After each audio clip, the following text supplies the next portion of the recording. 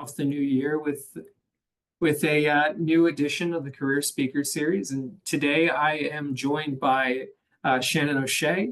Shannon, if you want to introduce yourself real quick, and then we can kind of jump into a little bit more of an informal session and maybe a review of what we're going to be talking about today. Sure. Yeah, my name is Shannon O'Shea. I am embarking on a new role soon, on February 3rd, so I'll introduce that job title. I'll be the Director of Climate and Energy Lending at Carolina Community Impact. They are a young but growing community development financial institution based in Triangle, but serving the entire state of North Carolina. I was a BSC associate 10 years ago when I was in the Jenkins MBA program. And yeah, what else? No, that's a great start, and I appreciate it. Typically when we sit down and do these sorts of chats, we kind of give everyone a chance to give them an introduction about themselves, their job title, their current role and company. I know you just mentioned that you're transitioning into a new role, and do you want to maybe break that down just a little bit more? Sure. Yeah. So I'll just give kind of the whole winding Yeah, path. absolutely. Um, Yeah, that moves us right into the next section of the discussion, so that'd be perfect.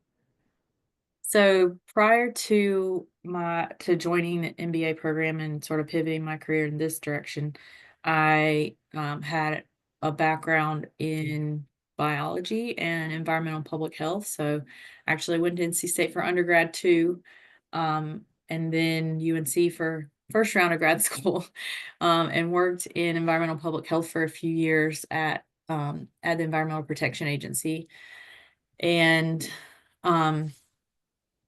worked in like community environmental health and environmental health risk assessment, creating tools for communities to help them understand their environmental exposures. And I guess I reached sort of a ceiling with that in terms of my interest in continuing on that path. I I enjoy research and that, but I really felt I wanted a more action oriented career, and working for government can be challenging that aspect. It sort of takes a long time before you see the impacts of Absolutely. your work. And so I started to explore a lot of different options, include and began to learn about other ways to approach the things that I cared about. So I was approaching it from a scientific angle, but there was also policy angle to it that one could approach these challenges with environmental health challenges, environmental justice challenges. There's a policy angle. There's scientific angle there. So I had exposure to a lot of those, but one aspect I had never had exposure to or ever thought I would pursue was sort of the economic business angle, and understanding how um, to use the B Corp slogan, how business can be a force for good, and how business leaders in the business community has such an impact, often seen as a negative impact, but there's the flip side of that is that there's a lot of opportunity to have a big impact in a positive way. So I started learning about that, but with my background, I felt like I couldn't find a path to break in. I tried some internships, tried a couple of interviews and things like that, and ways to break my career path in a different direction. But ultimately, I decided to go back to school, which was a big decision because I had already done one master's program. But as I was researching it, I saw that NC State was launching a business sustainability collaborative, or starting to break, into that more.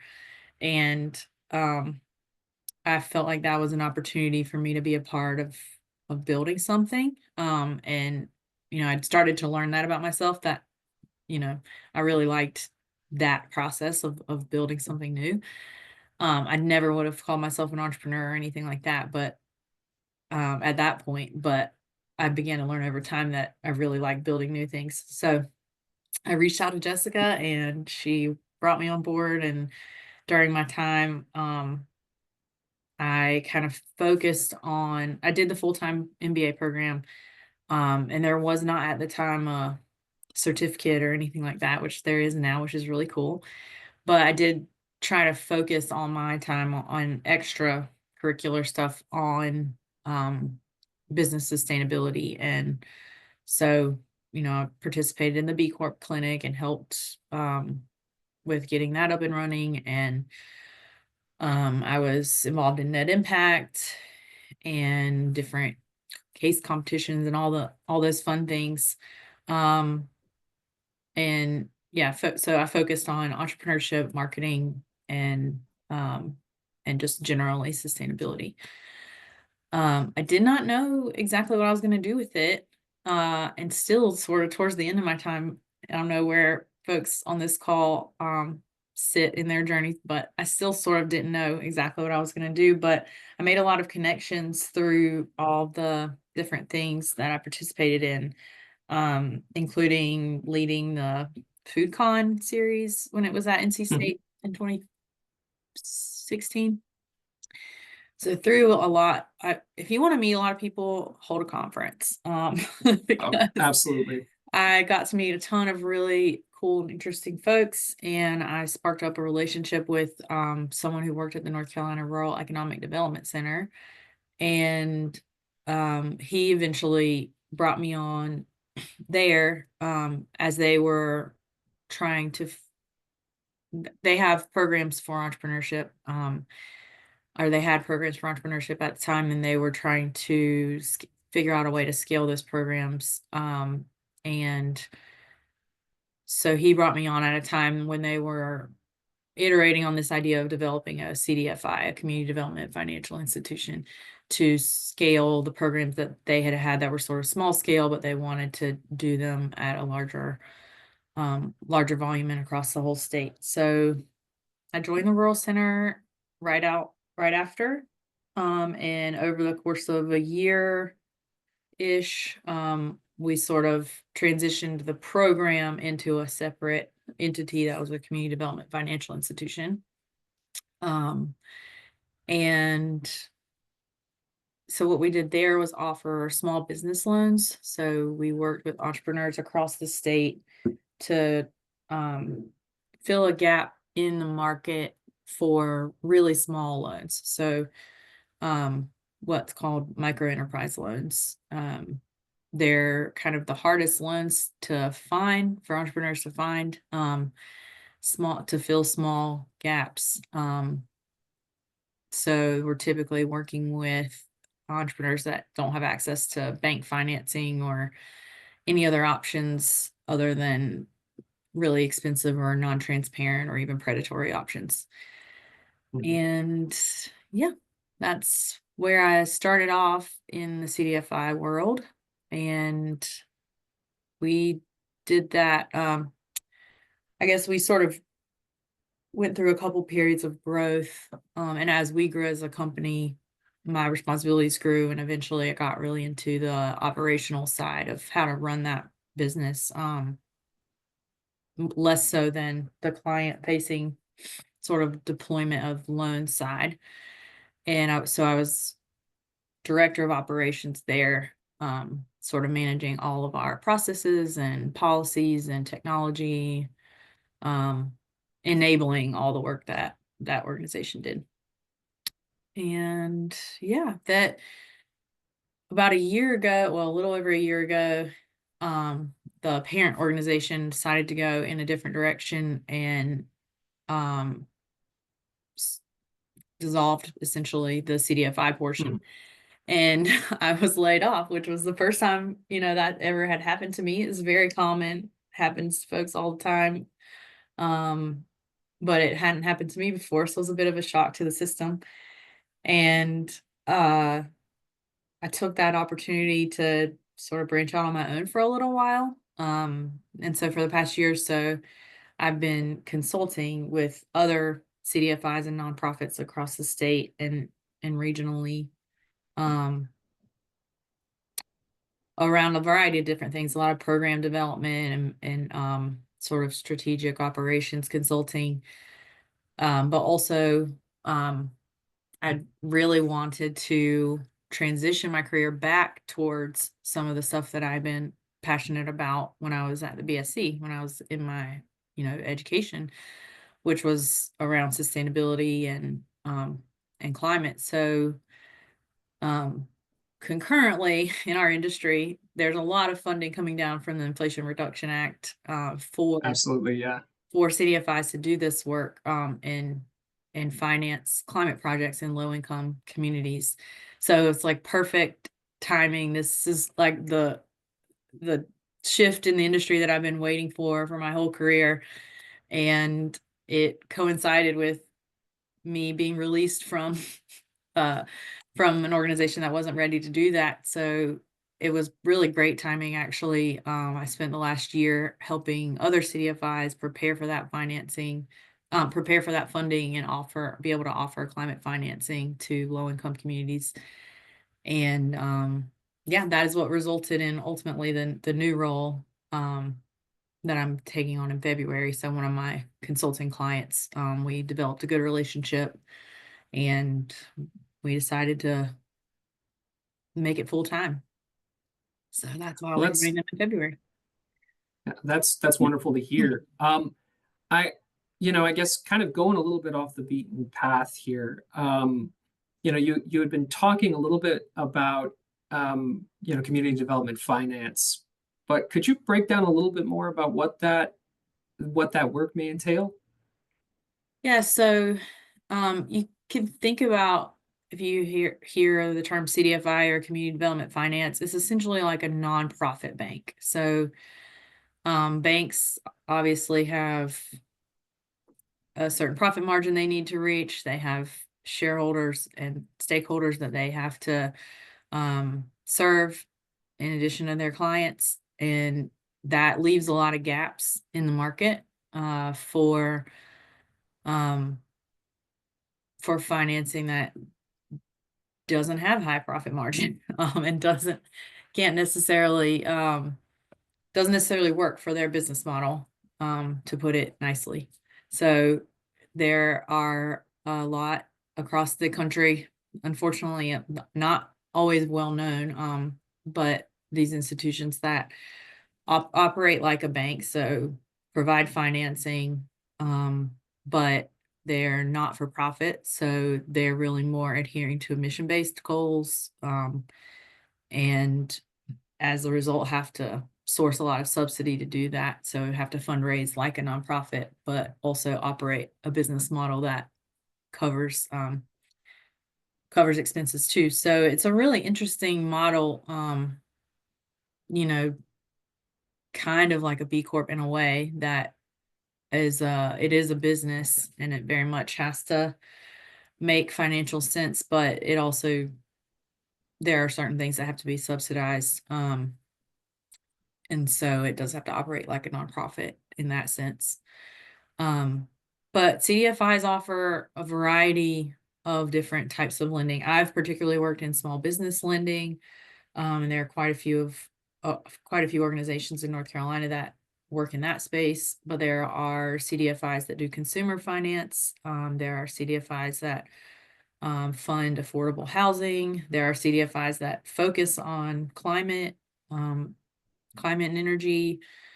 There are CDFIs that focus on the food and farming industry. So it really runs the gamut. Some of them are nationwide. Some of them are as small as serving one, you know, county or city. One of the biggest ones is Self-Help Credit Union. So some of them are credit unions, but they're not one and the same. Self-Help Credit Union is, headquartered in Durham, but a nationwide organization. Jessica Thomas was one of their most famous former employees. Um, but Oh no, a shout out. so that's generally like what a community development, financial institution is like. It's like a nonprofit bank. Well, thank you for that, and that really does help clear some things up. Um, and also I would like to say we do have some questions scheduled, but also given the smaller group setting that we're kind of experiencing right now, we can also open the floor a little bit earlier to any questions. If you guys have anything that's like really jumping out, feel free to shout it out before we move on to the next topic, if that works. Just in case, I figure.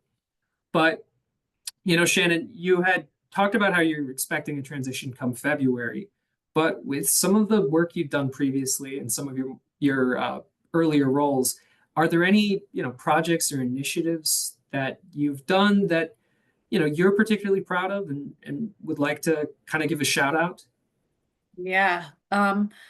One particular program that we did at my former employer was related to the pandemic, well, hurricane recovery and pandemic recovery. So, again, going back to that, the purpose of community development financial institutions are filling gaps that traditional institutions can't really fill. And there often arises huge need after natural disasters, or I don't know if you can call the pandemic a natural disaster, but natural disasters and other disasters. So, this happened, unfortunately, increasingly occurring, um, especially, in North Carolina. And so in 2016, which was, around before I joined the organization, they had done a little bit of hurricane recovery lending, but weren't planning on doing it again. But in 2018, we had Florence hit the whole, eastern half of the state. And, we saw that no one else was going to step up and provide that relief to businesses impacted by the storm. So we committed to doing a hurricane recovery program. And we were a team of like four and a half people at the time. And, we went from a team of 4 or 5 with a very small portfolio of like 40 to 60 loans. And then over the course of like a few months, we deployed, I think it was $5 million to businesses in Eastern North Carolina affected by the hurricane. And I think I'm just most proud of our team for just committing to doing it. Like, no, like we didn't know what we were doing. We didn't necessarily know what we were doing or how hard it was going to be, but it was more of a, we have to, like, we can't, our mission is to serve these businesses and no one else is going to step up and do this. So, whatever happens with it happens, but we have to provide that service. So that kind of set us up to be like the expert in that realm. And then when the pandemic came around, we were asked to lead a coalition of lenders in doing pandemic recovery lending. So the state got federal funding and then passed that funding down to our organization to lead that program for businesses in North Carolina that were struggling after the pandemic. So it helped them keep their doors open, keep payroll going. Sorry, I didn't. Hi, I didn't. Hi, I didn't close my door. Womp womp. Special guest. Yeah. Special guest. Can you close the door, please? Sorry. No, that is okay. Yeah, so we did that lending after the hurricane, and that the whole coalition did over $100 million in support for small businesses. So this was separate from federal programs like PPP and SBA, EIDL, other programs that were out there. This was strictly for our state. And yeah, it was just another period of growth. And again, we didn't really know we didn't know what we didn't know, but we did it anyway. And yeah, just really proud of the support we were able to provide to help small businesses, stay afloat as much as possible. and the stories were very heartwarming on how businesses were able to survive that really trying time. Yeah, so those are a couple of No, initiatives we that did. no, that's wonderful, and it really seems like you're coming from a place of impactful financing. And I guess you've touched on small businesses and in your work with helping to finance those smaller organizations. But are there any other sectors or industries where you might see or you're expecting to see a rise in that kind of impactful financing? Yeah, definitely. With the greenhouse gas reduction fund, there are a lot of different eligibility and qualification requirements, but one of the largest sectors that they're expecting to see a lot of funding go to is affordable housing, which is such a huge need across the country. Hmm. Here in North Carolina, rural, urban, it really crosses across everywhere. Um, and that's one of the qualifying areas for funding. So this would be net zero emission affordable housing. It's not something I have any experience with, but I know that a lot of funding is expected to go towards that sector, which is great. Another one, well, I think from the pots of funding that I'm familiar with, that's going to be a big one. The other one is actually in residential serving, other residential other than affordable housing, residential serving solar. Our state got a large Solar for All award from the federal government, and hoping that we're still able to deploy those funds. We got 163 million, I think. Yeah, so residential serving solar is going to scale, hopefully in the next, couple years. There'll be a lot of funding coming into that. Yeah, I think that answers. Absolutely. I guess moving away from a little bit more of the industry specific questions, but I mean, in your professional experience and for the listeners here, do you have any recommendations for tools or certifications that someone in your experience or in your role that would find beneficial?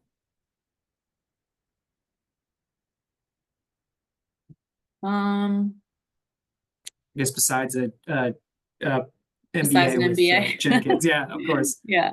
I mean, an MBA is not for everybody either, but um, I can't think of any specific ones, but just in general, um I love learning, so I love going after those type of Hmm. things just for the sake of being able to, you know, be in a learning environment again. So if you like that and you have the time, go after them, because not only, you get to learn, but it's just another network that you then have in your toolkit. Like 2 years ago, almost exactly, um, seeing this potential wave of funding coming towards my industry, I I took a commercial solar financing course. Um, Even though I knew I wasn't going to be doing that in my current role, just so I could prepare myself for future eventual roles. And it's proven to be just a really good network of professionals that are interested um, in that field, and gave me exposure to something I didn't have an opportunity to be exposed to it in my role as it stood. So I needed to seek something outside. Um, so that was a good one. But yeah, I'm not sure about many others. Oh, that's not a problem. Just in our, getting to sit down and talk with folks, it's always good to ask just if they have recommendations or any Yeah. tools that kind of gave them a leg up. But you had talked about in your kind of career path a period where you had been laid off and you were trying to make that transition to a new role. And I think that's one that, especially with coming out of COVID and just all of this uncertainty, that's particularly poignant. Could you maybe talk a little bit more about your experiences and what you think helped you during that transitionary period? Yeah, this is the first time I've really, like, been asked to talk about it. Um, If well that's okay, of course, no, that's great. I really think it's important for, like, people to hear because it's probably going to happen to you in your career Yeah. at some point, somehow, like, we can't really be escaped. So the number one thing that helped me is that I have a partner who has good insurance. And so, uh, I mean, that is a bit tongue in cheek, but that did allow me to I didn't have to jump right in to the trying to get a full-time job or enter the job Mhm. market. I had the opportunity and the space and the privilege to be able to take a break from that and try to build something on my own. Um, and I have kids. I absolutely would not have been able to do that, to take that risk without having that benefit. So yeah, I mean, hopefully eventually we can get some policy change around insurance because I really think and I've heard this repeatedly in the entrepreneurship world, like the lack of insurance is one of the reasons why people can't start businesses on their own. Mhm. Um, so I think we'd have a real big surge in entrepreneurship if insurance was more available.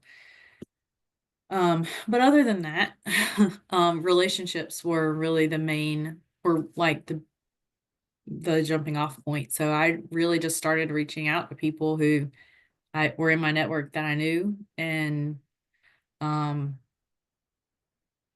suggesting ways I could help them and explaining like that I was looking for project-based work and exploring what I wanted to do next. Like so I wasn't approaching them looking for a job necessarily. I was approaching them offering services. Um, so that's really what I started to do. And I just reached out to some folks in my industry that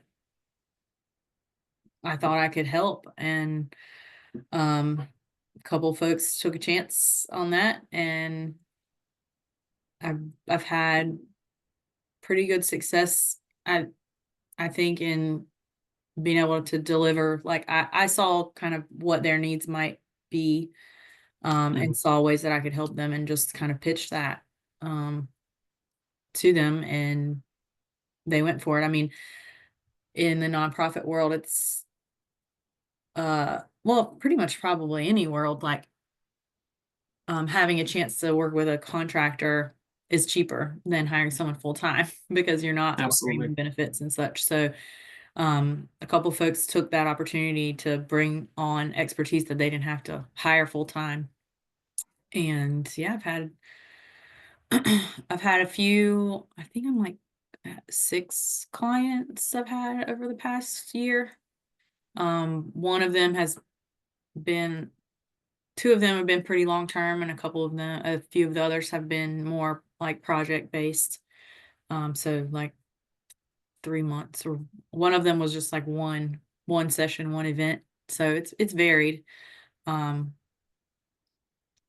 but that's kind of how I built that from kind of the inflection point of being laid off and just deciding at some point, I did just decide, like, I don't want to be in the job market right now, or I'm not seeing anything that is really what I want for my next step. So I like sort of decided like, okay, instead of looking for jobs, I'm going to make my own job right now.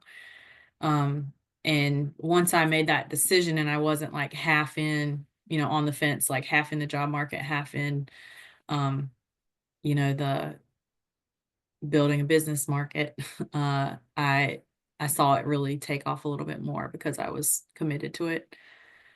And yeah, it's been a great experience. Um, learned a lot. And after having been in one role or evolving role, but one place for 6.5 years, it was really nice to sort of get a lot of variety in that I hadn't had in a long time. Well, I really appreciate your candor on this, as well as just like the openness. It's important, I think, to hear that if you have the ability to take a step back and kind of reevaluate what it is and what you want, then it doesn't necessarily benefit you to just jump to immediately a next role. You can kind of set your own terms for your next steps. Um, but Yeah, there's you a kind lot of of trade-offs, but there's a lot of trade-offs. But I mean, I really had a major leg up and privilege to be able to take that break, and I totally understand most people don't have that. But if you do it, you can learn a lot. oh, absolutely. And I think you know you touched on your own experiences and kind of moving more towards a you know a a business owner mindset. But do you find that your experiences in community finance and working with small business funding options gave you somewhat of a leg up in being able to locate and move forward with doing your own work from from home or from Yeah. your house? Yeah, absolutely. Like as a funder, um, when I was working directly with businesses, we got deep in the weeds of businesses like business plans and finances um and cash flows and all those things. And so I've seen a variety of different I've seen businesses in many different sectors, like their internal sort of financials and business plans, and um saw the pitfalls and saw things that did work out and didn't work out. Um and I didn't have a very complicated business model at all, just a Mhm. consultant, offering services. So I didn't have a lot of risks to mitigate, but having been involved in evaluating other businesses certainly helped me like think about how I wanted to set mine up and um what to watch out for.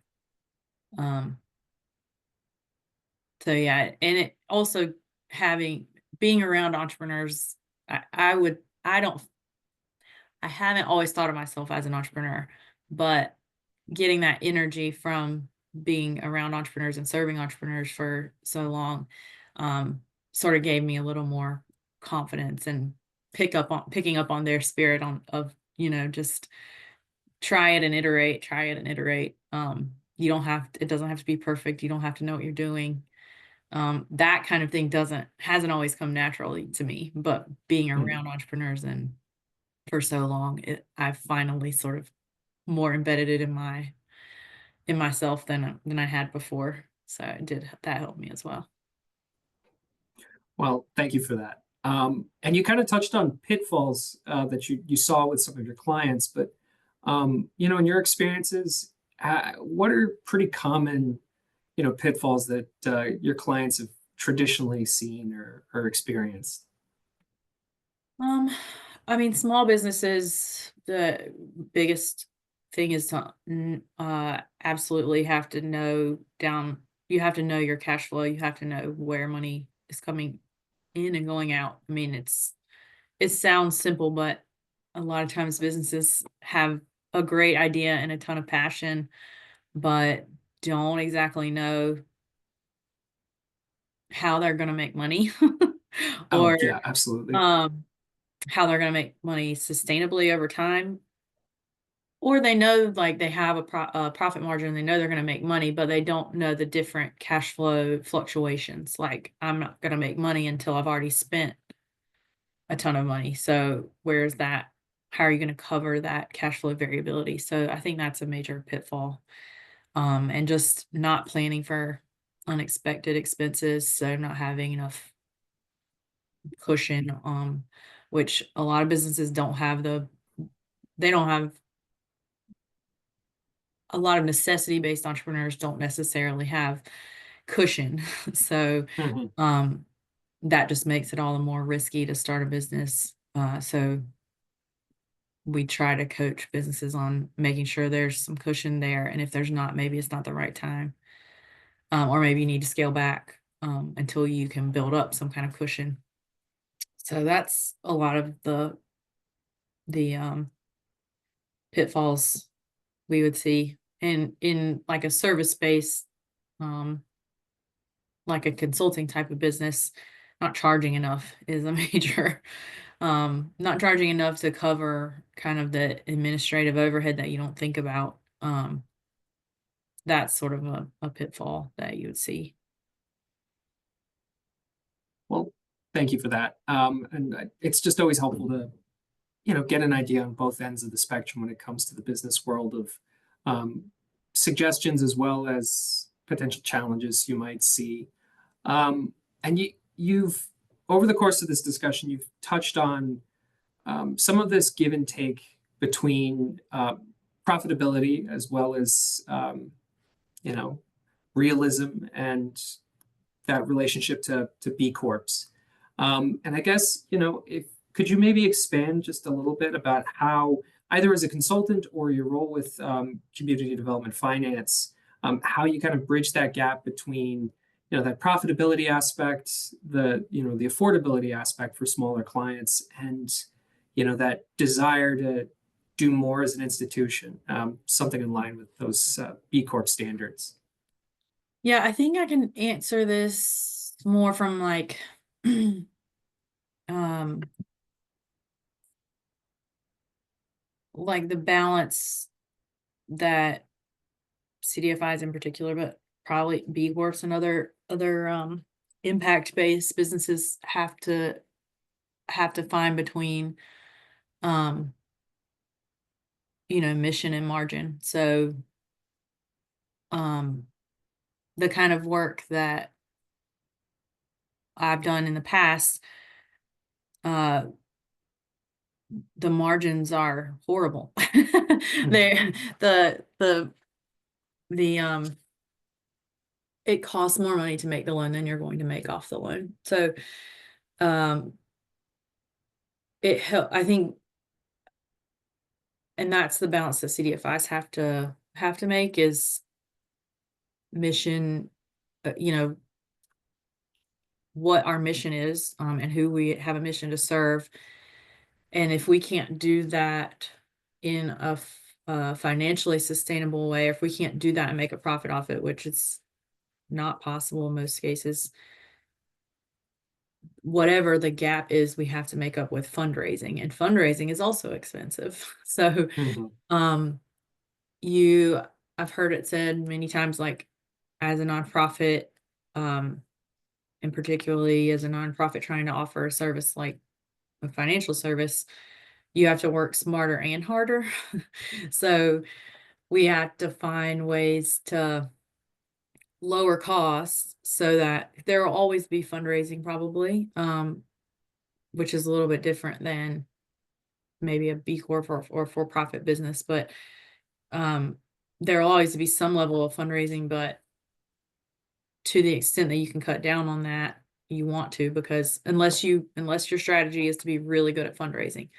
So you kind of have to pick what you want to be good at. You want to be good at fundraising, and if that's the case, you don't have to be as tight or as operationally efficient, or do you want to be operationally efficient at the service you're providing?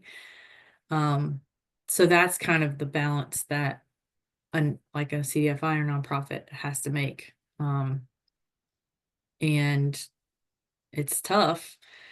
But you kind of always have to be thinking about it, or you're going to run into some challenges with sustainability, financial sustainability. Um, I'm trying to think if I have any other examples. I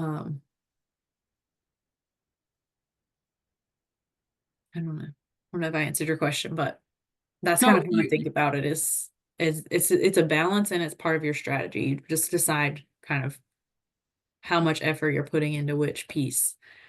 Um, and you have to strike a balance that allows you to meet your mission, but keep your doors open. mhm. And do you find yourself more of a mission-driven worker? Um, at least in your professional experience? Yeah, definitely. And I'm sure that's how I ended up where I'm at. Um, but I also like part of it is mission, and then the other part of it is a challenge. Like, um, I yeah, I have a hard time dedicating myself to something that I don't believe in the mission of. But at the same time, I also like if it's also like a challenge. Like someone says it can't be done. Let's figure out how to do it.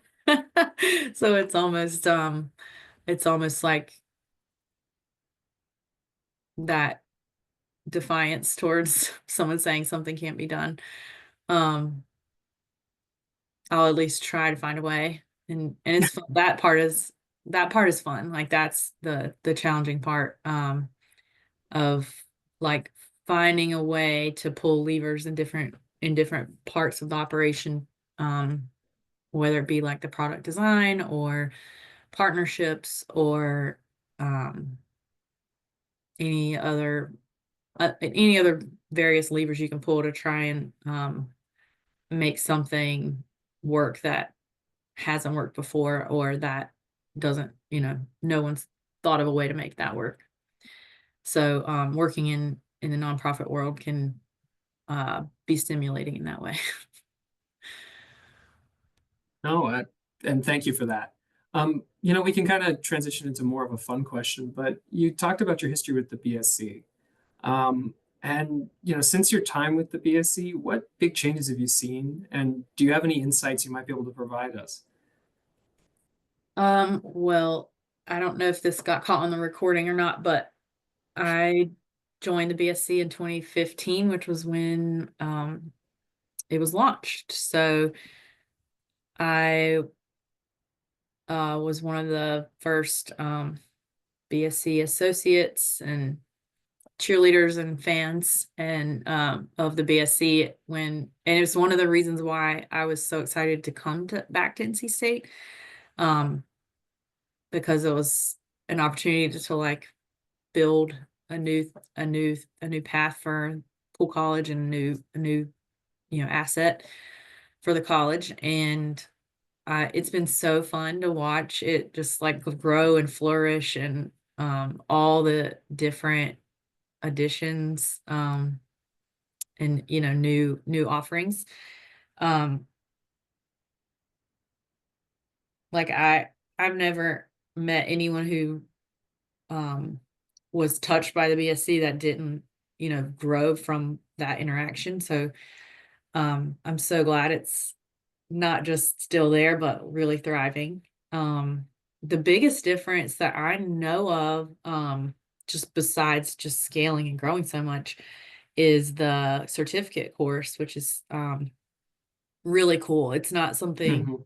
like at the beginning, I don't believe we could launch the BSC and just say, oh, we're just gonna start a certificate. Like that's something Jessica spent a long time um, you know, building over time, building the relationships, building the upswell of demand for it. And when the demand reached capacity, reached that critical mass, it was really cool that she was able to launch like an actual certificate. Um, that yeah, I think that helps solidify it and sort of put it on the map, so to speak, that we have a sustainability certificate in college. The other change is the B Corp clinic used to be just an open sort of voluntary extracurricular activity, and I think now it's a course, um, which yeah, I can see like pros and cons.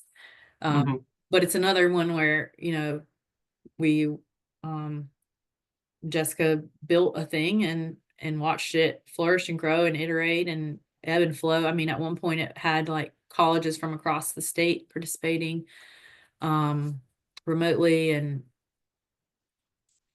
um, taking all those learnings and building it into an academic, building some academic rigor around it and building it into a course, I think is really cool. And I know it's gotten a lot of recognition in the B Corp community and academic community. So that's a change that's really cool to see as well.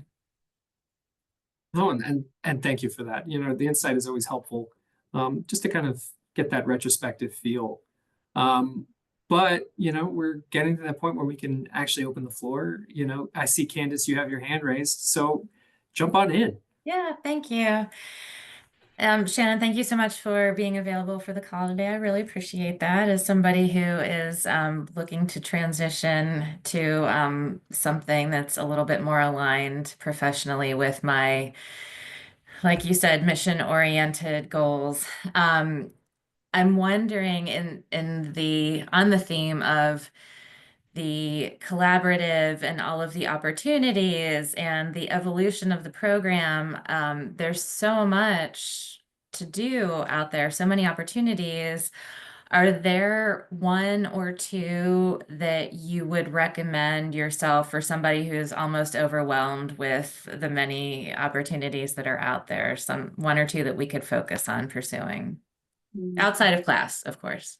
Yeah, that's tough. When I was in school, I, was fully immersed. I was in the full-time program and I didn't have kids yet and I didn't have a job outside. So I like tried to do just about everything. And definitely some things were more valuable than others. I guess it kind of depends. Um,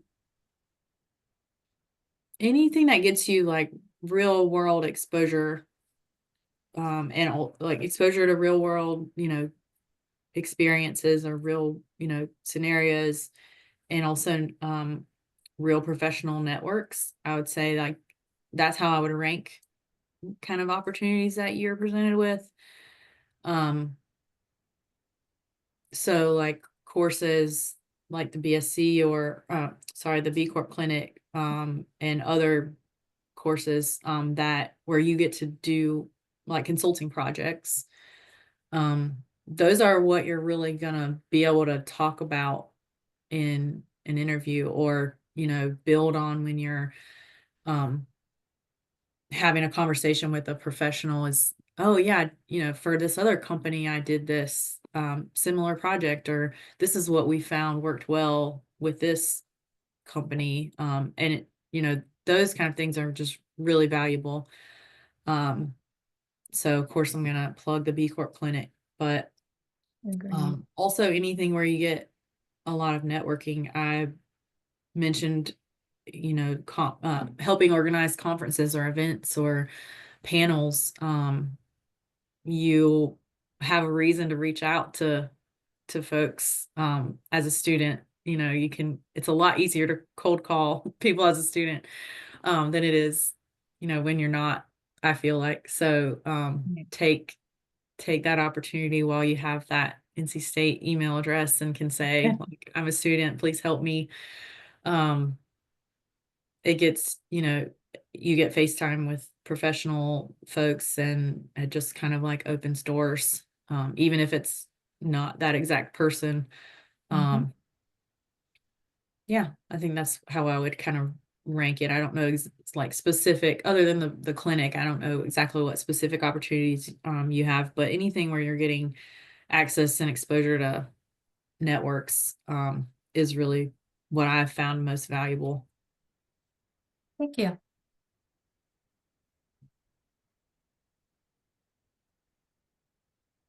So like events like this, you now can call me anytime.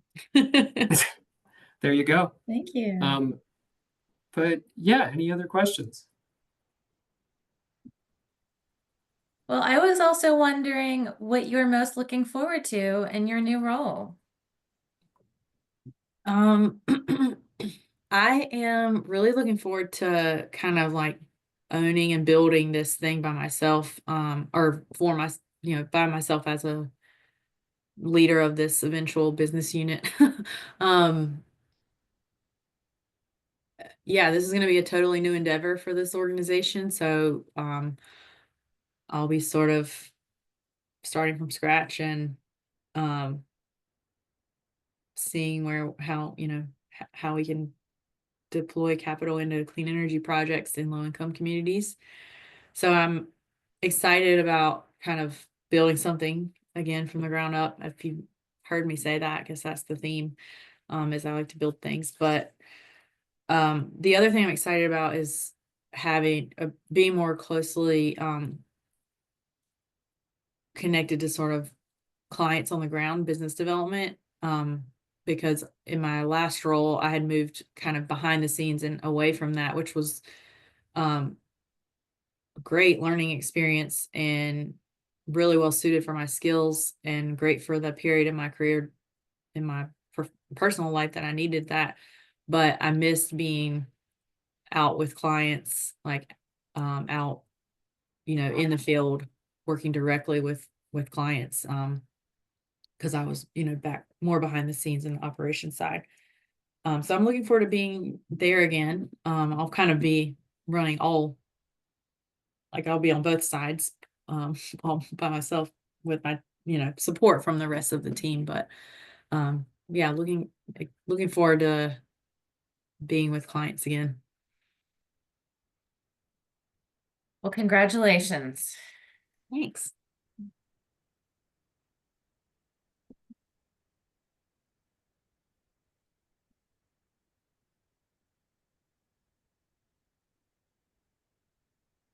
Well, unless there aren't any other questions for Shannon.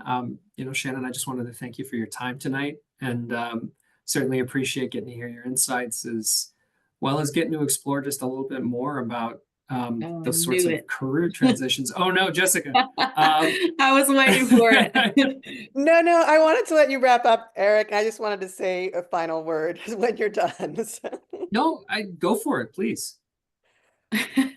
Thought you were going to No, ask a I did question. not mean to interrupt. I just didn't want to miss the opportunity to say thank you to Shannon as well. So I want to let you finish your, but she's just been such an exemplary alum, BSC associate alum, and I mentioned earlier we're getting ready to celebrate the 10-year anniversary of BSC, and our plan is to invite all of our BSC associate alumni, as well as our current BSC associates. And so Eric and Lillian on the call are both current BSC associates. Of course, Rachel is one of our BSC associate alumni. And so I'm really excited to bring together the folks who've been so instrumental, like you all, in building BSC and hopefully continuing to shape the future That'll be a lot of fun. of the initiative. forward to So it. yes, another chance to come back, this time in person. So Eric, I did not mean to interrupt at all. I apologize. Not very well timed hand raise, but Oh, please.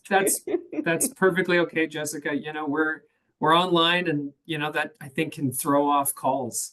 But yeah, no, kind of just echoing some of what Jessica said. But thank you so much for taking the time out of your day to speak with us, Shannon. I certainly appreciate it, and we should. We'll likely follow up with just a brief blurb about this call, and yeah, a little bit of the insights that we've gotten from it.